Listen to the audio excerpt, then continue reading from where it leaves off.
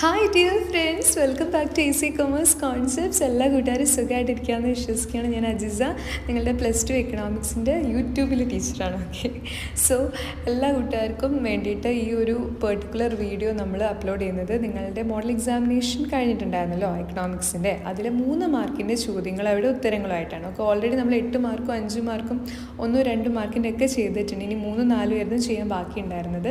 ഒത്തിരി videos upload ചെയ്യാനുള്ളതുകൊണ്ടായിരുന്നു കേട്ടോ delay ആയിപ്പോയത്, sorry. So ഇത് 3 മാർക്കിൻ്റെയാണ്. ഇത് കഴിഞ്ഞ പാടെ 4 മാർക്കിൻ്റെ അപ്ലോഡ് ചെയ്യാം. സോ ഇതിൽ മൊത്തം നിങ്ങൾക്ക് 4 ചോദ്യങ്ങളായിരുന്നു ആൻസർ ചെയ്യാൻ വേണ്ടിയിട്ടുണ്ടായിരുന്നു. 5 ചോദ്യങ്ങൾ തന്നിട്ടുണ്ട്. അതിൽ നിങ്ങൾക്ക് ഒന്ന് സ്കിപ്പ് ചെയ്യാം, ബുദ്ധിമുട്ടുള്ളത് സ്കിപ്പ് ചെയ്തിട്ട് എഴുതാം കേട്ടോ. അപ്പോൾ ഞാൻ എല്ലാത്തിൻ്റെ ഉത്തരം പറയുന്നുണ്ട്. അപ്പോൾ നല്ല രീതിയിൽ തന്നെ കാര്യങ്ങൾ മനസ്സിലാക്കുക. വീഡിയോ മുഴുവനായിട്ട് കാണാൻ വേണ്ടി ശ്രമിക്കുക. വീഡിയോ നിങ്ങൾക്ക് ഇഷ്ടപ്പെട്ടു, ഉപകാരപ്രദമായിട്ട് ഫീൽ ചെയ്തിട്ടുണ്ടെങ്കിൽ തീർച്ചയായും ലൈക്ക് ചെയ്ത് സപ്പോർട്ട് ചെയ്യാം. നമ്മുടെ ചാനൽ ഇതുവരെയും സബ്സ്ക്രൈബ് ചെയ്യാത്തവരുണ്ടെങ്കിൽ സബ്സ്ക്രൈബ് ചെയ്ത് സപ്പോർട്ട് ചെയ്യുക. പുതിയ ചാനലാണ്, ഞാൻ ആദ്യമായിട്ട് യൂട്യൂബിൽ സ്റ്റാർട്ട് ചെയ്തിട്ടുള്ളൊരു ചാനലാണ്. അപ്പോൾ നിങ്ങളുടെ സപ്പോർട്ട് ഉണ്ടെങ്കിൽ മാത്രമേ മുന്നോട്ട് പോകാൻ പറ്റുള്ളൂ. സോ എല്ലാവർക്കും all the very best. So നമുക്കിനി 3 മാർക്കിൻ്റെ ചോദ്യങ്ങളിലേക്ക് കിടക്കാം. 3 മാർക്കിന് നിങ്ങൾ 4 ചോദ്യങ്ങളാണ് അറ്റൻഡ് ചെയ്യേണ്ടത്.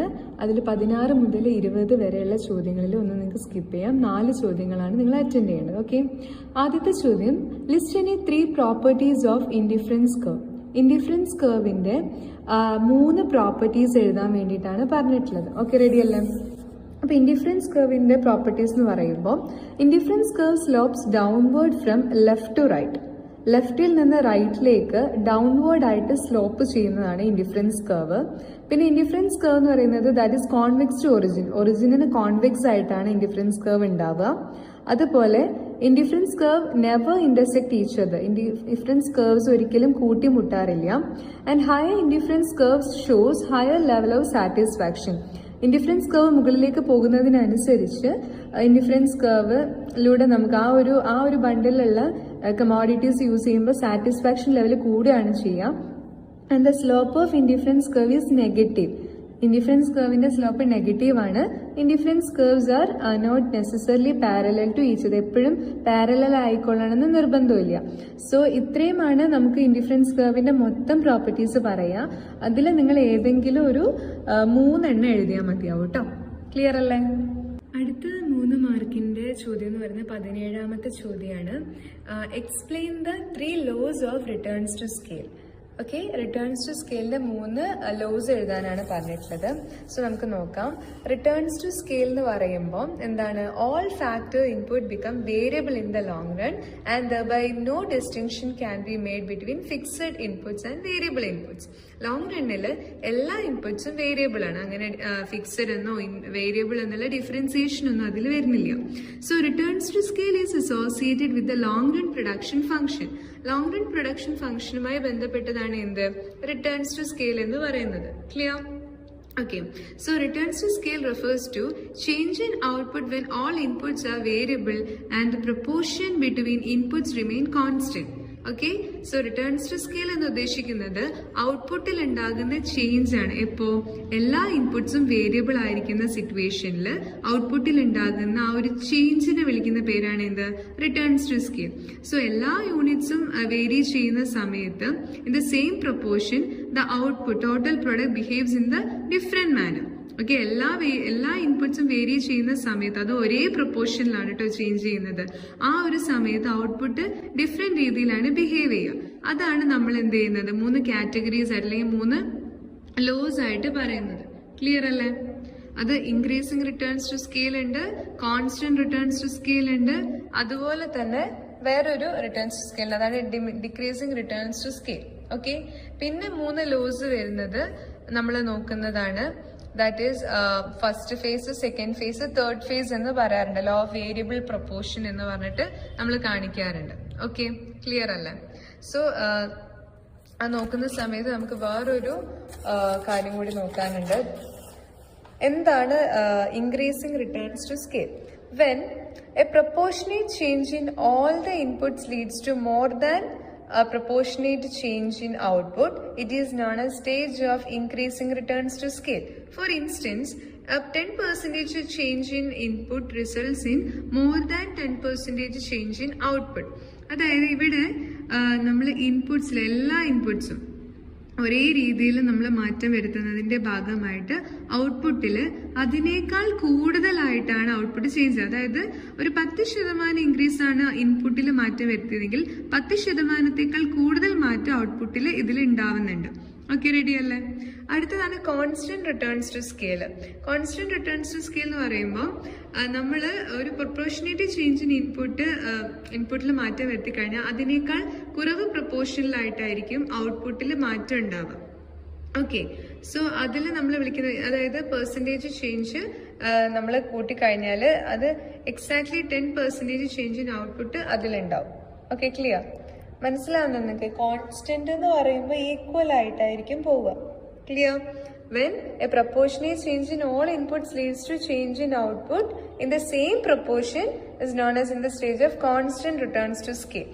നമ്മളിപ്പോൾ ഒരു 10% മാറ്റമാണ് ഈ ഒരു പെർട്ടിക്കുലർ ഇൻപുട്ടിൽ കൊടുത്തിട്ടില്ലെങ്കിൽ അതേപോലെ 10% തന്നെ മാറ്റമായിരിക്കും എന്തിലും ഉണ്ടാവുക, ഔട്ട്പുട്ടിലും ഉണ്ടാവുക. സെയിം പ്രൊപ്പോർഷനേറ്റ് ആയിരിക്കും ഔട്ട്പുട്ടും ചേഞ്ച് ആവുക. ഓക്കെ, 10% മാറ്റം ഇൻപുട്ടിൽ വരുത്തിയാൽ 10% മാറ്റം ഔട്ട്പുട്ടിൽ വരും. എന്നാൽ ഇൻക്രീസിങ് എങ്ങനെയായിരുന്നു? 10% മാറ്റം ഇൻപുട്ടിൽ കൊടുത്താൽ 10%-ത്തേക്കാൾ കൂടുതലായിട്ട് ഇൻപുട്ടിൽ മാറ്റം, അല്ല ഔട്ട്പുട്ടിൽ മാറ്റം ഉണ്ടാവുന്നതായിരുന്നു എന്തെന്ന് പറയുന്നത്, ദാറ്റ് ഈസ് ഇൻക്രീസിങ്. ഇനി ഒന്നും കൂടി ഉണ്ട്, ഡിക്രീസിങ് റിട്ടേൺസ് ടു സ്കെയിൽ. അതിന് DRS എന്ന് പറയാറുണ്ട്.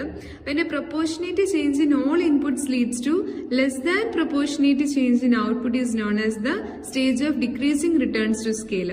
അപ്പൊ നമ്മള് ഒരു 10% മാറ്റം ഇൻപുട്ടിൽ വരുത്തിയാൽ 10%-ത്തേക്കാൾ കുറഞ്ഞ മാറ്റമായിരിക്കും ഔട്ട്പുട്ടിൽ ഉണ്ടാവുക. ഓക്കെ, അത്രയുമാണ് എന്ത് റിട്ടേൺസ് ടു സ്കെയിൽ എന്ന് പറയുന്നത്. പിന്നെ ഇതിൽ തന്നെ 3 ലോസ് വേറെ പറയുന്നുണ്ട്. ലോ വേരിയബിൾ പ്രൊപ്പോർഷൻ ആയിട്ട് first phase, second phase, third face, അങ്ങനെ 3 ഫേസസ് ഉണ്ട്. ഫസ്റ്റ് ഫേസിൽ എന്താണ്, APM MPM ഇൻക്രീസ് ആവുന്നുണ്ട്. അതിന്റെ ഭാഗമായിട്ട് TP ഇൻക്രീസിംഗ് റേറ്റിൽ ഇൻക്രീസ് ആവുന്നുണ്ട്. സെക്കൻഡ് ഫേസിൽ APM MPM ഡിക്രീസ് ആവുന്നുണ്ട്, പക്ഷെ TP ഇൻക്രീസ് ചെയ്യുന്നുണ്ട്, പക്ഷെ ഒരു ഡിക്രീസിംഗ് റേറ്റിലാണ്. ഓക്കെ, പിന്നെ തേർഡ് ഫേസിൽ TP ഡിക്ലൈൻ ചെയ്യാൻ വേണ്ടി തുടങ്ങുന്നുണ്ട്. അത് വേറെ ഒരു ലോ ആണ് കേട്ടോ. അടുത്ത നമ്മുടെ 3 മാർക്കിന്റെ ചോദ്യം എന്ന് പറയുന്നത് explain how do the following situations affect the supply curve of the firm. അപ്പോൾ സപ്ലൈ കർവ് ഏത് രീതിയിലായിരിക്കും ഈ ഒരു സിറ്റുവേഷനിൽ റെസ്പോണ്ട് ചെയ്യാം? ഓക്കെ, സപ്ലൈ എന്ന് പറയുമ്പോൾ അറിയാലോ, പ്രൈസ് കൂടുന്ന സമയത്ത് സപ്ലൈ കൂടുകയാണ് ചെയ്യുക പൊതുവെ. അതായത് പ്രൊഡക്ട്സിന്റെ പ്രൈസ് കൂടുമ്പോൾ സപ്ലൈ കൂടും.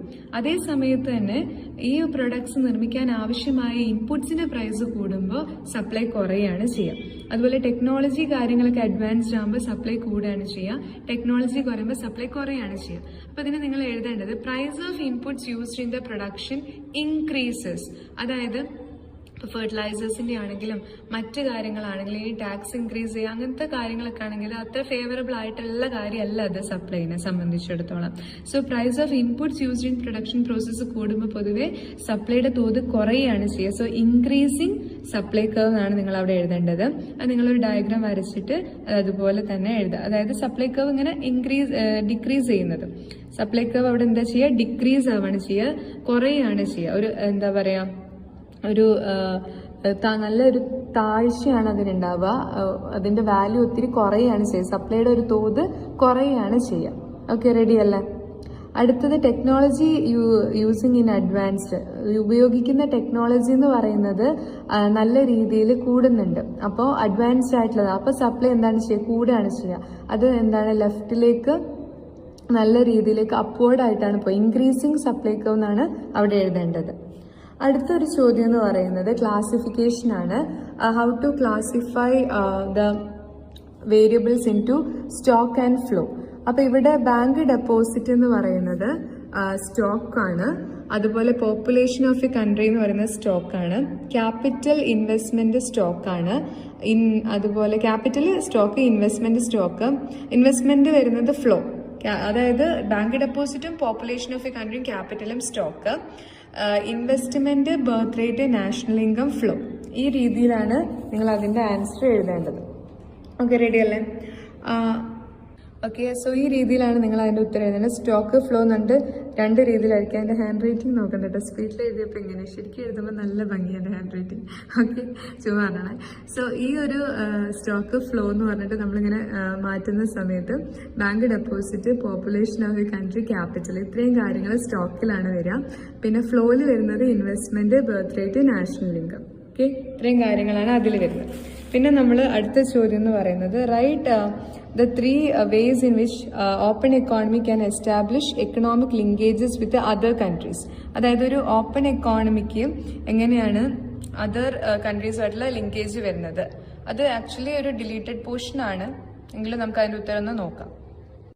So the 3 linkages of open economy എന്ന് പറയുമ്പം അതായത് ഓപ്പൺ എക്കോണമിക്ക് മറ്റ് രാജ്യങ്ങളുമായിട്ടൊന്ന് ലിങ്കേജിലേക്കുള്ള അല്ലെങ്കിൽ ഒരു എസ്റ്റാബ്ലിഷ്മെൻറ്റിലേക്ക് സ്റ്റാർട്ട് ചെയ്യാനുള്ള 3 വഴികൾ എന്ന് പറയുന്നത്, ഒന്ന് ഔട്ട്പുട്ട് മാർക്കറ്റ് ലിങ്കേജസ് ആണ്, 2 financial market linkage, then labour market linkage. Okay, so ഇത്രയും ഏരിയാസാണ് നിങ്ങൾ 3 മാർക്കിന് എഴുതേണ്ടത്.